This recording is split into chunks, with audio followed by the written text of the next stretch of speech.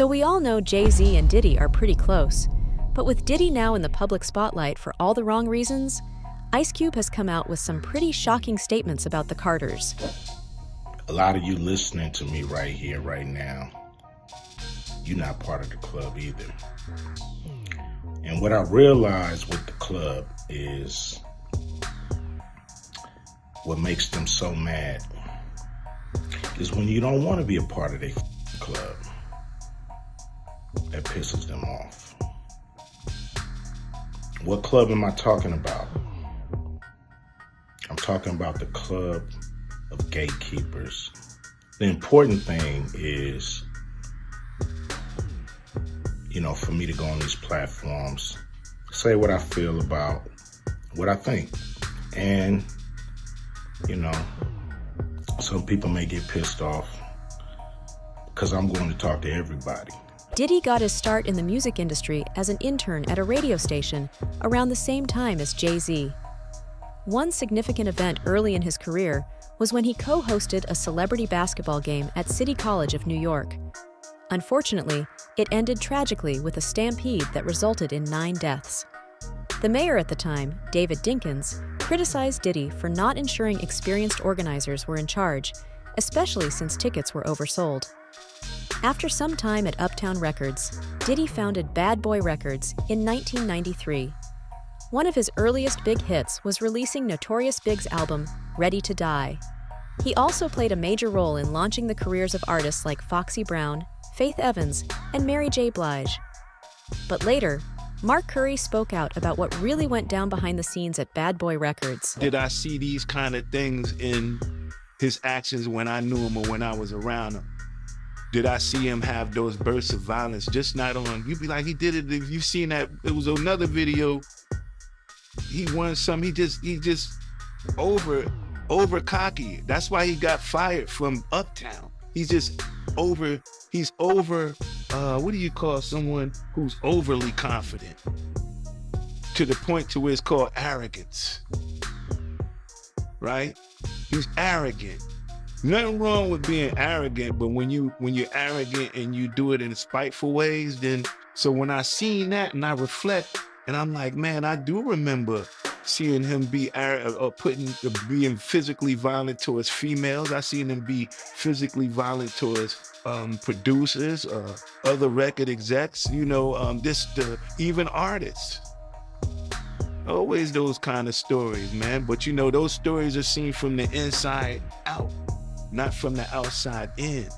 So it's just like, sometimes you can tell, as a man, you'd be like, look, we're gonna need a fair one, or we a one-on-one, a fair one-on-one, and we fight as men so we can come to a resolution, right? So sometimes we fight as men, but you see that sometimes they fight, they keep fighting. They fighting with women, they fighting with people, they fighting with love, they fighting with they self. I seen him fight with his own self. I seen him be violent to his own self, forget anybody else. I seen him beat his own self up. Wow, what you mean by that?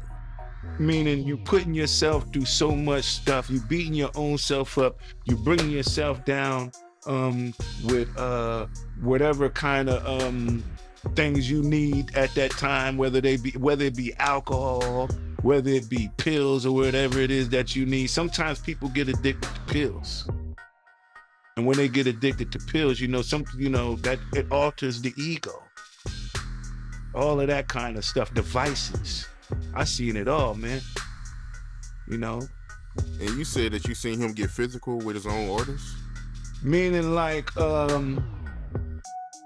producers, mainly the hitmen. Mainly the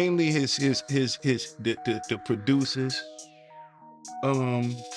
And what I mean by physical, it'd be like, sometimes it might be a physical fight between him and someone else. And you say, wow, you're fighting even with your own artists. You're fighting when you go home. You're fighting with people in your office. You're fighting with your girlfriend. You're fighting with me. You just want to fight everybody, don't you? And that's what, when you think of that name, that might be what he defines Bad Boy. It's really about that energy. that he feels like what makes him. That's what makes him. Diddy became a major figure in the music scene, especially during the intense rivalry between the West Coast and East Coast in 90s hip-hop and gangsta rap. This period marked a significant moment in the genre's history. The feud between Knight, founder of Death Row Records, and rapper Tupac Shakur ended tragically with the deaths of both Biggie and Tupac. Although Diddy was never directly implicated in these tragedies, rumors and conspiracy theories have swirled around the circumstances of their deaths. Despite the controversies, Diddy's career continued to thrive. Jaguar Wright offered an interesting viewpoint on Diddy's accomplishments. I was thinking to myself the other day, Uptown Records started with 5 people. Andre Harrell, Albie Shore, Heavy D, and Puffy. And Kim was the longest working employee. She was there from the very beginning. She was Andre's personal assistant. Kim's dead. Heavy D is dead. Andre Harrell is dead. The only 2 left are Puffy and Al almost. Isn't that interesting? That is interesting. Heavy D was found dead, face down in the heart attack. Andre Harrell, heart attack. Kim died from pneumonia, but there's the first coroner's report that said that she died. It was ruled a homicide, and they found toxins in her body to prove that she had been poisoned. You know, they have poisons that create heart attack and pneumonia-like symptoms. And then right after that, Al had a meeting, and I was going to meet up with him because we were in Vegas, and I said, no. You want to know what they all had in common, though? The survivors and the late of Uptown Records, they were all writing tell-all books. Andre was writing a book right before he died. Heavy D was working on a book before he died. Kim Porter was working on a book before she died. And Albie Shore was working on the documentary of his life. And then he goes into a coma. Has Puffy ever been in a coma? Has anything happened to him? He must be the luckiest motherfucker, because it seems like everybody that worked at Uptown Records from the very beginning. Come on. Just him. I guess Al disappointed you. You know, I speak for a reason. When you see this bullshit motherfucking game with people that you love, that you like, you know, there's too many coincidences. Too many. You honeycomb. Oh. Stamp it. We gonna get you and your little dog too. Diddy faced more controversy when he was accused of assault. In the music video for Hate Me Now, which featured Nas, a scene depicting them being crucified sparked outrage. Diddy, feeling it was disrespectful, wanted it removed, but the uncensored version leaked out. In response, Diddy and Nas took action against Interscope Records' boss. Diddy eventually pleaded guilty to a lesser charge and was sentenced to a day of anger management. But that's not the only violent incident in Diddy's past. In a notorious event at a New York nightclub, a heated argument escalated into a shooting, injuring 3 people. Both Diddy and his then-girlfriend Jennifer Lopez were arrested and faced charges related to violence and gun possession. While Lopez's charges were dropped, Diddy went to trial, alleging racial bias in the justice system against black men. He was acquitted, but his protege Shine was sentenced to 9 years in prison for his involvement, accusing Diddy of betrayal. Over time, more individuals have come forward to corroborate allegations against Diddy. According to this woman, she says that she's been telling this story consistently for years, but there's been a cover-up. And if we've learned anything from the Cassie story and the recent allegations and other lawsuits, it seems as if Diddy has a pattern of threatening people and cover-up. And she literally says that he had to end up paying her for that incident. Again, as always, these are allegations. I just want to play what she says for you, because a lot of people are saying she's been saying the same story for a very long time. A lot of this has been covered up, and this is why the public doesn't know about her story. Hey, how you doing? So, here today about this latest lawsuit with the P. Diddy, Puff Daddy, Puffy, Sean Puffy Combs, whatever you want to call him, lawsuit that has come out involving the producer Lil Rod. So basically his last two lawsuits, or last two major lawsuits, the one with Cassie, she made mention that Puffy made her carry his guns into nightclubs and wherever they went. And he threatened her to make her feel like she had to do so. And while there were lots of things of importance, that stood out to me. And I'm going to tell you why. In this lawsuit with the producer Lil Rod, they were both SA'd by him and threatened and physically harmed. But in this lawsuit, he appears to be a very young producer to me. But he said something very specific. As a means of threatening him, Puffy said, "That's why I shot up the club in New York back in 1999 and let Shine take the fall for it." Let me tell you why that's of utmost importance to me. Because I am the woman who he shot in the face in that 1999, December 27th, 1999, Club New York shooting. The bullet, I got shot in my face with a 9mm hollow point bullet called a cop killer. I literally have told everyone and never changed what I said. I watched him. I got pow-powed in the face. I watched him fire the gun. I've said it all this time. Even the surgeon who did my surgery to take out part of the bullet fragments that was aspirating into my lungs and try to remove as many bullet fragments as possible, testified in the criminal trial that while they were putting me under, I was screaming, "Puffy, pew pew me in the face." He testified in the criminal trial. It is in the record. They all knew he did it. Everybody knew he did it. But he paid off the club bouncer named Sharice and all these other people and the club owners with their video to hide the video. That's his MO. I told everybody that. This man almost took my life, has traumatized my life, has caused undue harm, irreparable damage to my life, lied his behind off. I've had all these youngins on the internet harassing me, swearing that I'm making it up that he did it. And look what he did to Lil Rod. He threatened him. "Oh, you don't think I bust my gun? I shot up the club in Club New York and let Shine take the fall for it. I shot them people." Well. It only took 24 whole years for it to come out. You see this tattoo? This commemorates me getting shot. It took 24 years for him to come out and say it. I've been saying it all along, but y'all pick and choose who y'all want to believe.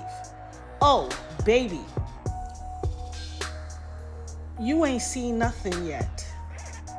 Not only did he pew me in the face, he also set off a course of harassment against me for the past 24 years. When I tell you the things I went through, there was a time in 2017 and 2018 where I got 7 flats on my BMW. 7, the same tire, in a 2-year span. 7. You see this RICO charge that's about to come? This conspiring and pew-pewing up the club and ruining or attempting to ruin my life. As God as my witness, I will not stop until you suffer every single iota of punishment until I have every second of recompense that you took from me. For every tear that I had to cry or my children had to cry, I am going to get $1 million back from you. I will not stop until you pay the price for what you did to my life. And for all you people out there on the internet and in cyberspace and in the far reaches of my life or the perimeters or wherever who always like, oh, she just saying that to get some. Hell, what you got to say now? What you got to say now? I had some youngins on the internet that ain't even old enough, that weren't even alive when it happened, arguing me down, cussing me out, calling me everything but a child of God. Go check Instagram, it's there. Harassing my life. Harassing me. Oh, you lying, he ain't do that to you. You just want clout. You just chasing clout. What is that to chase clout about? How is that clout chase worthy? It doesn't even make sense.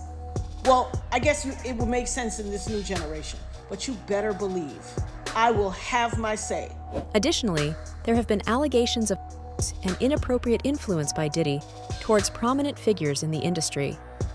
While Diddy is recognized for mentoring artists like Usher, there have been accusations of mistreatment towards him, as well as claims of inappropriate influence on Justin Bieber during their younger years. Reggie Wright is among those who hold this belief. I believe that they see these sparse potentials in them, and and a parent would do anything to blow their kids up. Aaliyah mother settled for publishing rights for allowing R. Kelly to do what he did to Aaliyah. Janet Jackson family did it with the guy from can't think of his name right now, but I think it was the group called Shalamore or something like that. Did it with their family. She got her sister raising a kid thinking that she's the mama. I'll get too deep for y'all. But those situations has been happening. There's talk that Diddy hung out with Justin Bieber for about 48 hours when Justin was still a kid. This raises concerns because of Diddy's past involving teenage boys. Justin was only 15 back then, but there's video proof of Diddy giving him a Ferrari and saying he could drive it when he turned 16. 16. Slow down. Let's slow down, Jess. Okay. Let's slow down, okay? One step at a time. But yeah, the keys is yours. When you get 16, you're good to go. I'm good to go. Yeah. And then when you get 18, you get the house. You get the mansion. Okay. Yeah. The mansion? Yeah. So where are we off to now? Where would you like to go? I mean, wherever you want to go. So check this out, yo. Justin, you ever seen the movie 48 Hours? Right now, he's having 48 hours with Diddy, him and his boy. They're having the times of their lives, like, where we hanging out and what we doing. We can't really disclose, but it's definitely a 15-year-old's dream. I have been given custody of him. He signed to Usher. I'm signed to Usher. I had legal guardianship of Usher when he did his first album. I did Usher's first album. I don't have legal guardianship of him, but for the next 48 hours, he's with me. So and we gonna go full crazy. I'm going crazy. Crazy. I'm taking this out tonight. What you wanna do? What you wanna do over the next 48 hours? 48 hours. Let's go.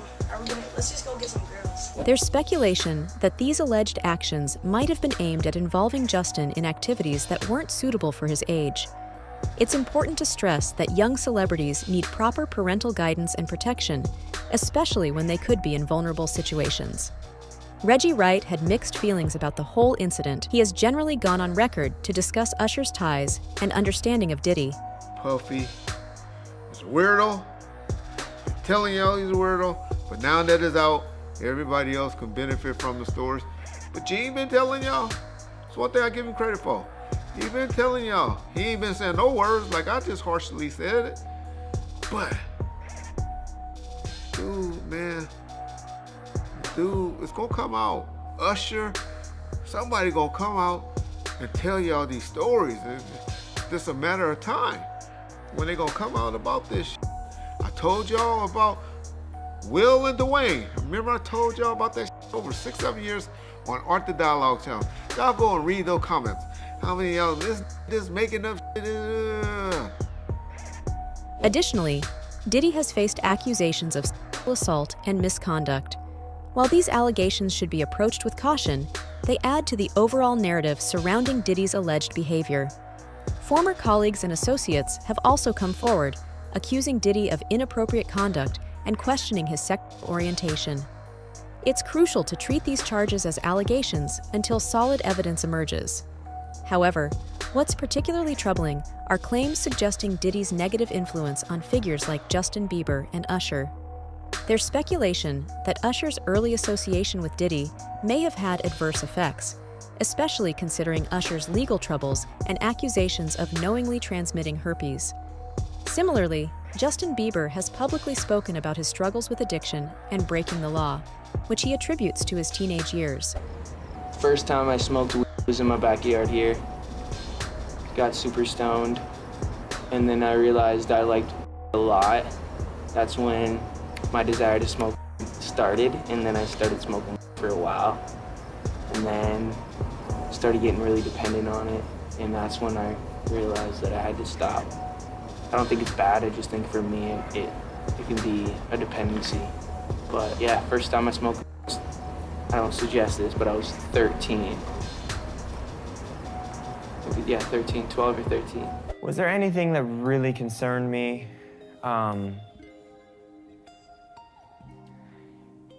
Yeah, I think maybe maybe the lean when he was drinking that. Can I say that? There was a time where I was sipping lean, I was popping pills, I was doing Molly, shrooms, everything. And it was just an escape for me. I was just young, like everybody in the industry and people in the world who experiment and do, just normal growing up things. But my experience was in front of cameras, and I think when you take somebody very, very young and they start to get horrible, crazy, crippling anxiety and it goes undiagnosed and you don't know what it is that you're feeling, you start to self-medicate because it makes you feel better. Just help you not to feel anything. With all the success that we've had, we've also had some really turbulent times. When he turned 18, it started bubbling a little bit. 19 to, what was it, 21? That was probably that dark period. We didn't speak a lot during some of the times where he was running amok.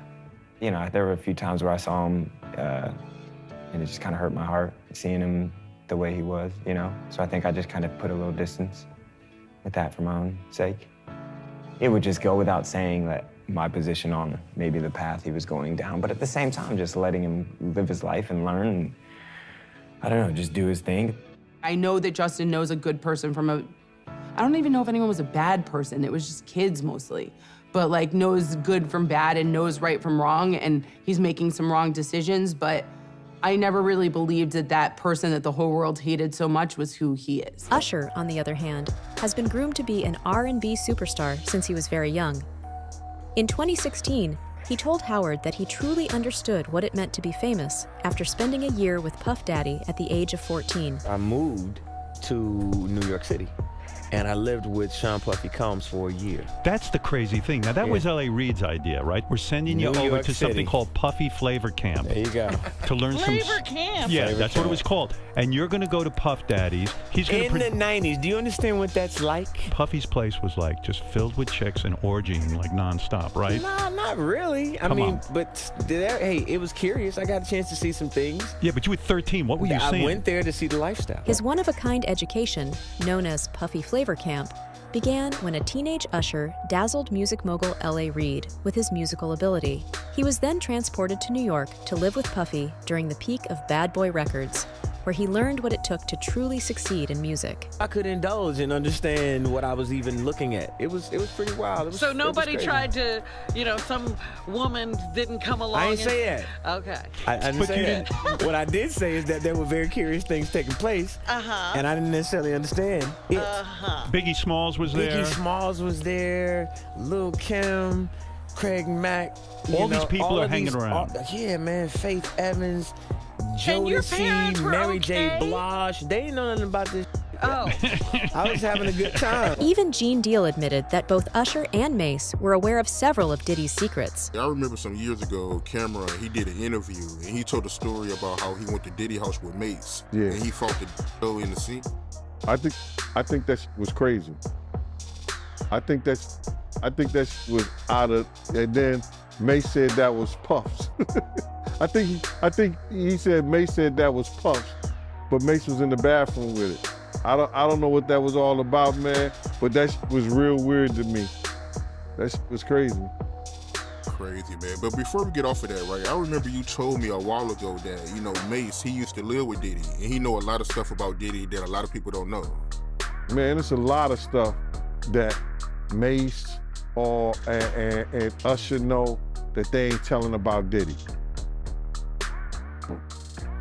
It's a lot of stuff that they know.